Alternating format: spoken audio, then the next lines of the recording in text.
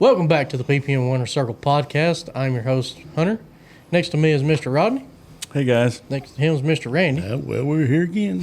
Next to him is Mr. Ricky. Hello, fellas. And as y'all can tell, we got a special guest on the podcast with us. This is Mr. Benji Cole with Train Chassis. Thank y'all. Thank y'all for having me. Absolutely. Yes, glad to have you. Absolutely. We can't promise it's going to be the best thing, but it'll most certainly let viewers know who you are. Well, Benji, it's good to have you with us today. I've seen you race a few times yourself. Just when did you start racing? How did you start racing? How did you just get involved in racing? How did you get in this mess? Well, actually, my daddy and my uncle, they raced cars back in the late 70s, early 80s. So I started off in go-karts when I was about 8 years old. And by the time I got 12 or 13, they had done quit racing. So there was a race car sitting in the pasture, and I wanted to race, and they told me, well, if you can get the motor in it, we'll help you crank it, and we'll take you to the race. And that's how it got started. So at 14, I started racing at Hartwell Speedway. What number was you? 21. 21. Yeah. What kind of car was it? A Ford Mustang. Ford Mustang. Yep. So it's my uncle was 21. I don't know if he got it from David Pearson, if that's where it come from, but I was always 21 until I started racing super late models and we started traveling. Then when we started traveling, you had to be a 21X or 21C. So I went to 121. That good. So, moving into now you are into chassis and everything. I want to ask, how did you get involved with PPM? Basically that's how, well, I'd always bought from PPM even when I raced, but then when I got into building the chassis, I needed a vendor to supply me parts, and this was the first place I came to. Well, you call it the train chassis. Where does that come from? Well, when I was about 16 or 17, I had a man that they always called me Cold Train. So I've had that's followed me my whole racing career. So when I started the chassis company, I couldn't think it to be nothing other than Train Chassis. It just kind of helps connect it to me because most people when I race know me from being Cold Train. They know who the Cold Train is. Yeah.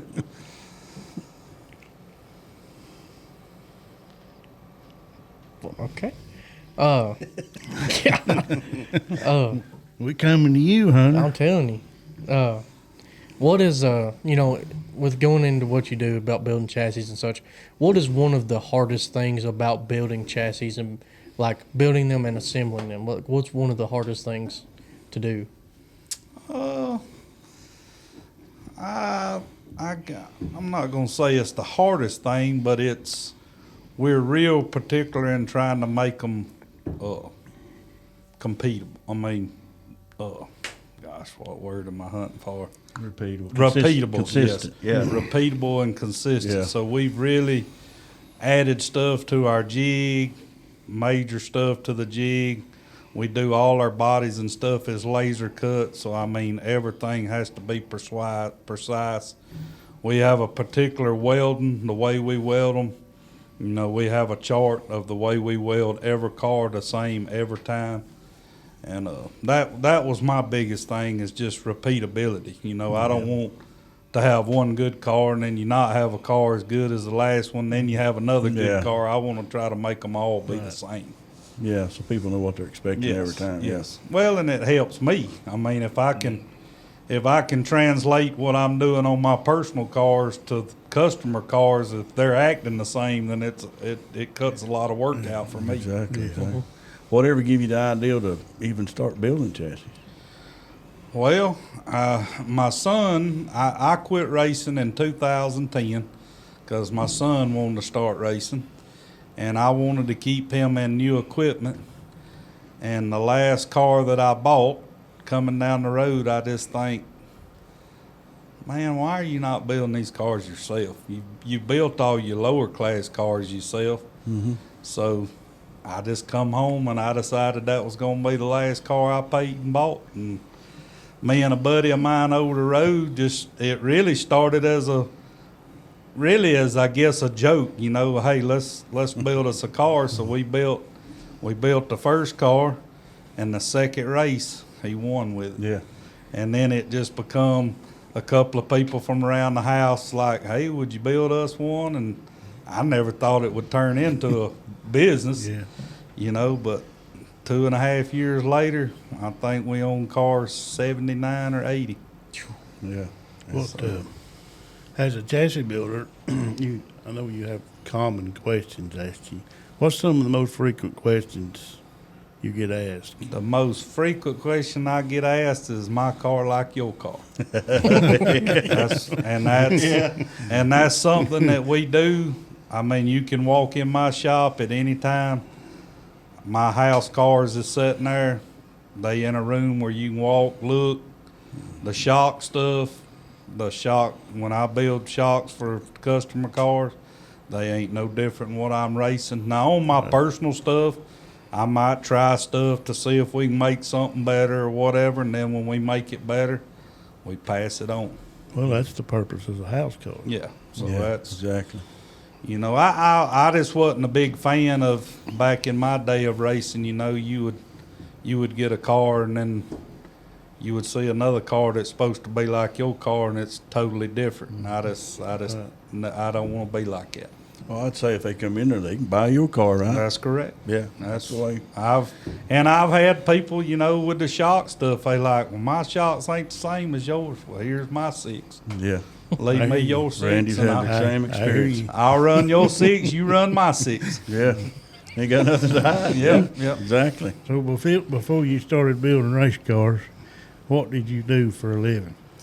Or For- maybe you still do it. I don't know. Nah, before I started building race cars, I worked for a company called TI Automotive, which I was over developing gas tanks for BMW.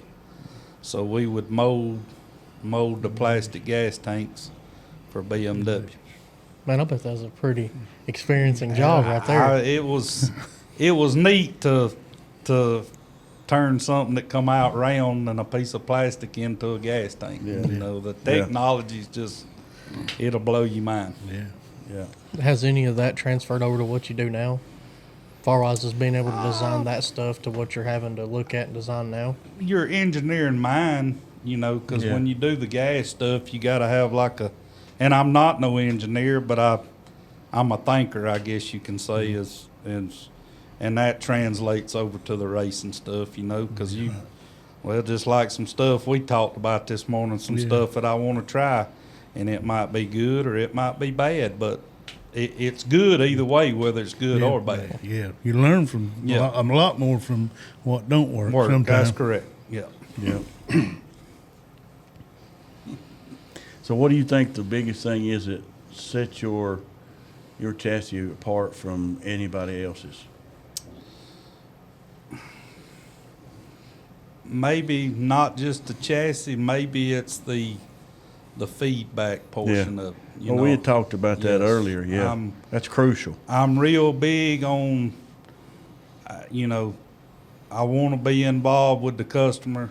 I pretty much, Saturday night, I'll be sitting there watching my own car run with my phone up to my ear, talking to other people about change this, do that. Yeah. You know, I just believe it's, you know, if you go to a dealership and buy a Ford truck, you know, you're kind of married to them people because they're supposed to take care of you. And I guess that's the way I feel about the racing part of it. I mean, yeah, you might not can spend hours a day with everybody, but you feel like if they buy something from you, you want to stay involved and try to help them achieve their goals. You do the best you can to point them in the right direction. Yes, you yes. know. That's what I tell guys all the time. I said, all somebody helping you can do when you call me is try to point you in the right direction, and then you've got to That's right. take it and make it work. You know? That's right. That's right. I get asked that question all the time. If you was getting back into racing, what kind of chassis you'd build, and I tell them exactly what you said. It ain't about the name. All cars can go fast, Yeah. but who is going to help you? And there's a lot of, you know, I'm talking for other chassis brands too. There's a lot of good chassis people Yeah. out here now. You Right. just, you know, you just got to give them that opportunity to show you that their stuff can compete on a big level, just like Right. the two big names. Yeah. Absolutely, and a big thing, you know, along with the tech help and stuff. I mean, they got to be very comfortable with you and in the car, and that's some issue I think a lot of people have is they get so caught up on a name that and then they get in the car and they're just not comfortable, but they think because it's supposed to do this and supposed to do that, and then they can't make it happen. I mean, comfortability in a car is the main thing you got to look at as well too, because if you ain't comfortable, you ain't competing. Well, and another thing, my wife kind of gets on to me about this, but being so direct, but I think it helps people because there's no reason to pat somebody on the back and make them feel good, because that's not going to help them learn. Right. If you're going to the rate, you're going testing with them or whatever, you got to be honest with them. You know, and the drivers that can take some criticism always turn out to be Right. the best people. That's exactly right. Yeah. If you don't mind asking, how old are you? I'm 49, going on 50. Well, I'll let her know you'll get more blunt. Oh, well, I've always been that person. The reason I say that is I have to watch myself because it seems like the older I get, the more just straightforward I am, and it's just the way it is. And I tell my people, I'm just trying to make you better, man. Right. It's not that I guess I'm not coming across mad. I'm just trying to pull the potential out of you. And when I can see that, I'm not going to beat around the bush. I'm just going to say that. Yeah. You're not going to Yeah. baby on You know, yeah. Yeah. Hey, I don't see anything wrong with that. I tell people, you don't have to tell me the car ain't working. I can see it. And I tell the drivers the same thing. When I can see you ain't giving me 100%, I'm going to tell you, because most drivers won't. Right. Yeah. Yeah. Facts are there. Yeah. I had, Very I true. had a basketball coach tell me if they won't take criticism, then they can guard and tackle. Yep. He can guard and tackle the water cooler. Yep.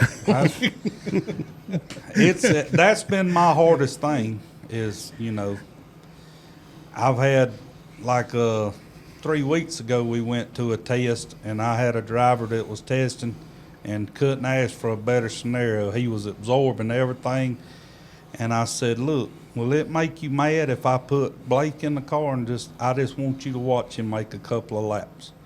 He gets out of the car, puts Blake in the car. Blake makes a couple of laps. He watched him, never said a word. He gets back in the car and goes 3/10 quicker because now he's learned a little bit of the line and where he's letting out and that kind of stuff. Yeah. And from a first-time driver, see, that was big. Yeah. Never had drove a race car, and the next week we took him to Phoenix City, and he was the second and third fastest car all week in the 602. Can't put a price on that. Can't put. That's what I'm saying. But you don't know how many people you get. He ain't getting in my car. Yeah. Oh, yeah. It's not to try to make you look bad. It's to try to help you. Yeah. Yeah. Right. Yeah. Exactly. Now you said Blake. That's Blake Kraft, correct? Yes, sir. And he's your house car driver. Blake Kraft's the house car driver. Yes, sir. He's had a wonderful season. He won the National 100 at Phoenix City 2 weeks ago, and Blake Kerbo is the car owner, so he's come on and kind of helped us out a good bit, spending a lot of the money and letting us get out and race a lot more than what we was. So How long has Blake been driving for you? Blake's been driving for me now 5 or 6 years, which Blake is actually my nephew, Okay. but he come up go-kart racing and then car racing too. So when my son decided he didn't want to race no more, we put him in there, and he's been wide open ever since. And I bet you and Blake have a pretty good relationship when it Pretty- comes to feedback and everything else. Yes, and he feels, I guess, from the go-kart background, he can feel a piece of sand when it's on the straightaway. Sometimes, and you might know this as a shock person, you talking about really wanting to pull your hair out sometimes, he can feel everything. That's rare. That's rare. It It's is. very rare, yeah. Yeah. Mr. Benji, I have just one more question for you here. Well, another one. I guess it wouldn't be the Another last one. Yeah. Man, another one. What does Train do all at this moment? Like, what all do y'all do at your shop? Right now, we of course with the cars, we assemble complete race cars. We have a lettering business that goes along with it. We have bought a machine that all our bodies and stuff is laser cut and stuff. So we're pushing that more into, that's not just for our cars, that anybody that wants bodies and spoilers and roofs and stuff like that, we're trying to push that out, just to keep the machine busy. Right. Because, just doing your own cars, that thing needs to run all day if you can They keep ain't it running. cheap. Yep. Yeah, that's right. How busy do you stay with the graphics side? The graphics is, it took off wide open, really. Which we do, like I was telling y'all at lunch today, we do a lot more than just race cars. We do more commercial stuff, I guess, than we really do race cars. So, Yeah. but we enjoy the racing part of it just because that's our, Yeah. Where do you see train chassis going? What kind of vision do you have for it? my vision, of course, I guess would be like any other. I would like to see them run on a big level, just to give me a little satisfaction, I give, which this year we've won. We had first time late model winner at Sumter. Won the first Carolina Clash with a train chassis. And we've got 2 or 3 of them in late model that's running good and that kind of stuff. But my main focus is, the limited and the 604s and the 602s, because I know to get on the big market, you gotta, what we're looking at nowadays Yeah. with the Yeah. other 2 companies that's there. So I think there's more of a market for the little man than they are the big man. They're the ones that's making it go anyway. Yeah. Yep, they are. What do you think as a sport we need to do to help the working man, so to speak? I $1 million question. Well, me personally, and I think we all know this because we're all involved in the racing part of it. We got to get prices back down to where it's competitive again. You can't. I understand your local racetracks. The pay has not went up a whole lot from what it was years ago, but it's taken us twice as much to get there. Right. Yeah. And I think that's why the little tracks are not surviving. For one reason, is because me personally, I can't take my car over there I'm gonna have $1,000 worth of tires to go to my local track to run for $1,000. Right.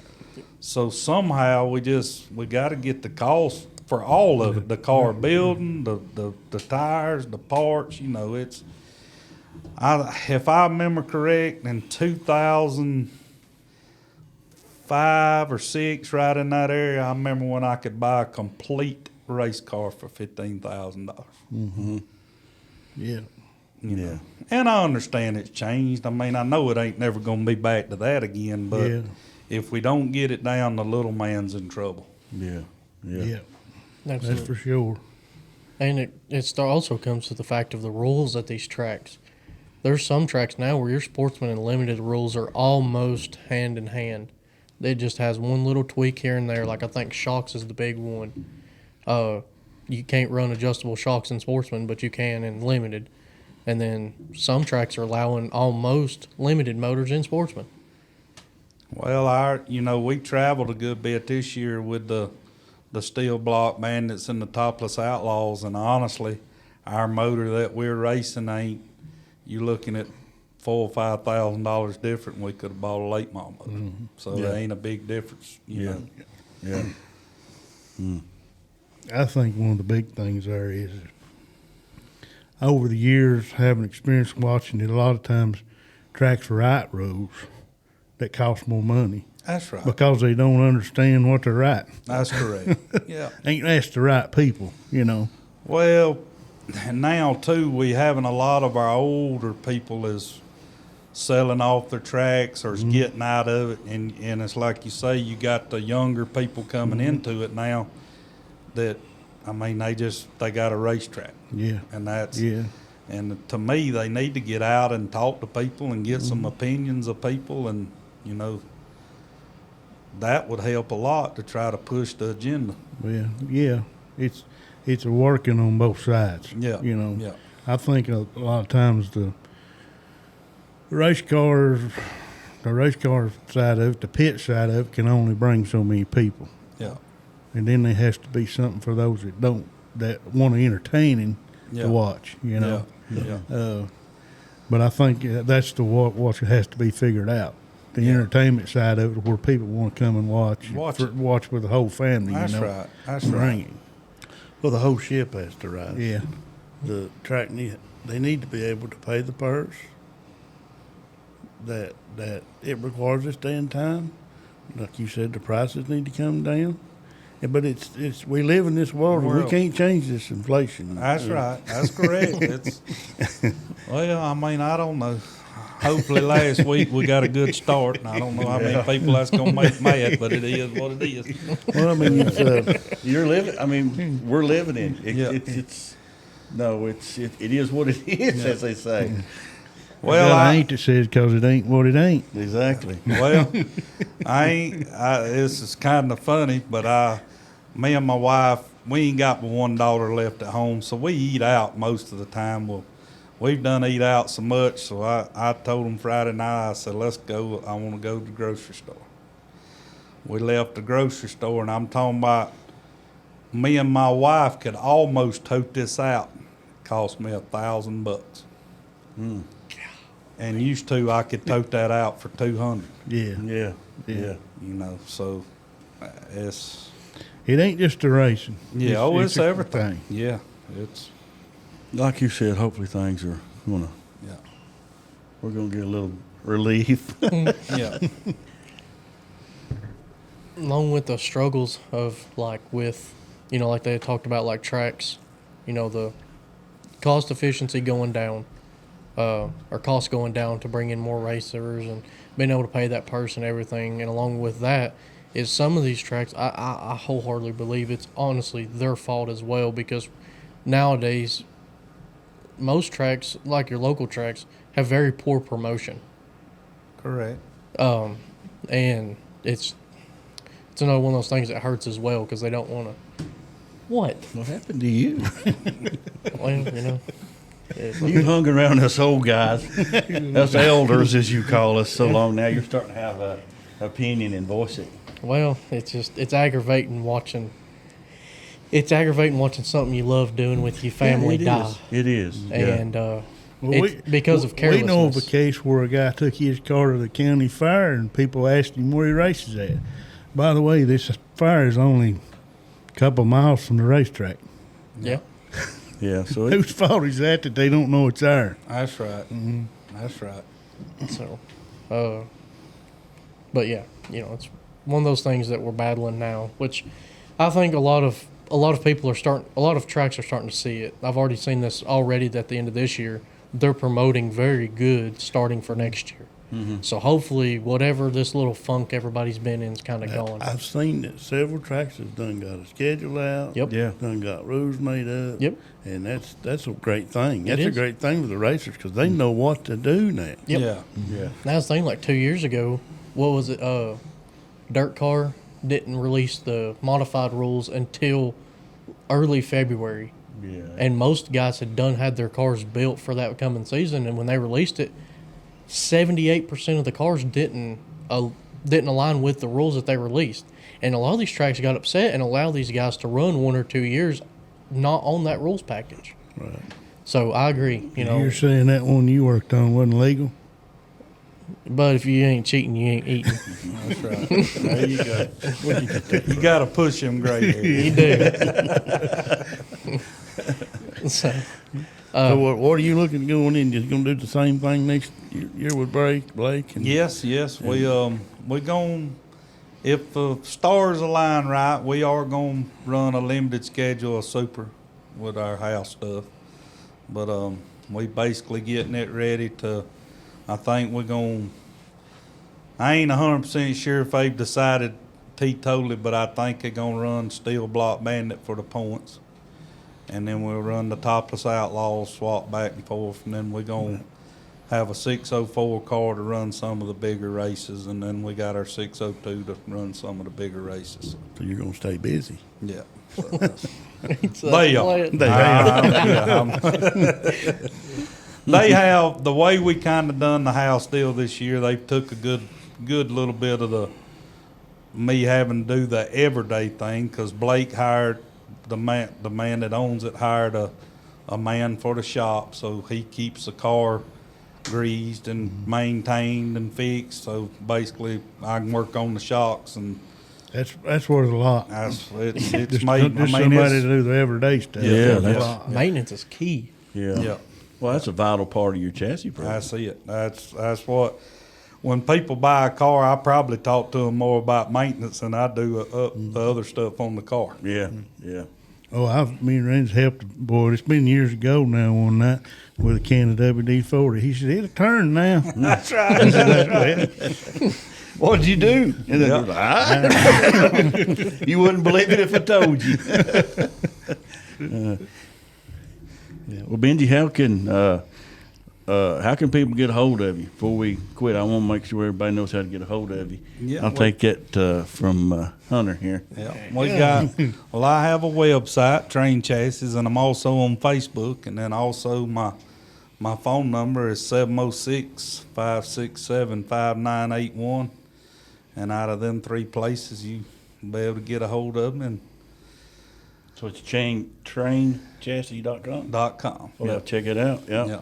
So Where are you located at? Livonia, Georgia. Livonia, Georgia. Been there a few times. Yeah. Yep, I'm just the people that know the racetrack. I'm just about 5 miles from the racetrack. Which way did you come to get here? Oh, Lord. I didn't come no big road. I come little roads all the way from the house. Going to Hartwell or Livonia, there's no good way. To get there. Yeah. No good way to get there. That's what I told them. Ain't no good way, so I come up through the mountains and rode through the mountains. It's been several years ago. Me and Ricky went to Livonia one night, then we went to Toccoa the next night. Which, if you know anything, they're just. It's on top of each Toccoa. other. Toccoa's what I was thinking of. And we went to leave Toccoa and asked somebody I know real well. I said, "What's the easiest way for me to get back to Tennessee?" And they said, "Just go here out down the hill here and turn right." Well, we turned right, and you may know the name of the road. Yeah. But it's just like you go into the forest. We went miles and miles through the pine thicket. Nothing. And Ricky says, "Where have we gone to?" And I said, "We lost phone signal and everything." Just then all of a sudden, seen a big Walmart sign. Well, that was back when they didn't have no phones, wasn't it? Didn't have much of one. But also, before we get off here, I want to thank y'all guys because y'all been a big part of Train Chassis, and I couldn't do it without you. So We appreciate, We you, appreciate buddy. you, Mr. Benji. Yes, sir. But we got a little segment here we want to do with you. It's called Quick Time by PPM Racing Products. okay. So I'm gonna give you. It'll be okay. It will. I'm gonna give you a handful of questions here, All right. and you just got to answer them as fast as you can. Okay. All right. Here we go. What's your favorite color? Red, Favorite type of music? country, Favorite ice cream? vanilla, Ford or Chevy? Ford, Go-to pizza toppings? meat lover. What did you say? Ford? Yes, sir. Okay. What's your favorite type of music? Country. Oh, I music. done said. Never mind. If you go on a road trip, what's your go-to snack and drink? Pepsi Cola and sour cream tater chips. Favorite pie or cake? Red velvet, Oh, well, favorite soda? Pepsi. All right. That's it right there, bud. Yep. Now, Benji, I know you said thank you to us, and we appreciate you very much. But is there anybody else you'd like to thank that Yeah. contributes to your program? Yes, I mean, there's a ton of people behind the backgrounds that's contributed to this deal, but just everybody involved, like I said, y'all, and I have a lot of vendors, Swift Springs and Penske Shocks and White Hardison Suspension. Like I said, on our house program, Blake Kerbo has helped me out a lot. Yeah. A real big. Crate Insider, they do a lot for me. Yeah. I know I'm missing people, but that's all I can think of off the top of my head. You ain't like me, or you get put on the spot. And But it's like, yeah, I mean, yeah, I'm trying. Yeah. They know who they are, right? Yeah. Oh, yeah. All right. Well, we're going to kick it over to the product spotlight of this podcast. And today's product spotlight is going to be our PPM body brace kits. We offer them for a left side and a right side in standard thickness, and we also offer a right side heavy, which is 1/4 inch.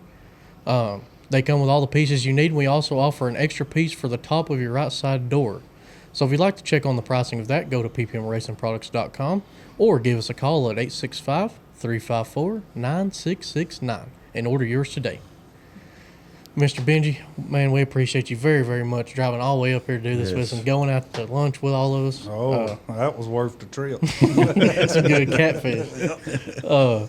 He'll be wanting to come back. That's right. So, again, all of us here, thank you very, very much for coming on here with us, giving people insight of you and Train Chassis. And he told you earlier in the podcast where to go look him up. If you need to get a hold of him for any chassis needs, holler at him. And other than that, I believe that's going to be it for us today. So we appreciate every one of y'all that watches this podcast. Make sure to hit that like button and the subscribe button to stay up to date with all of our podcasts that's coming up. And we'll see you in the next one. Hey, subscribe, like, hit that button. Come on, get up on the well, go in there, you just smell poop or see Jesus. Let's get it done.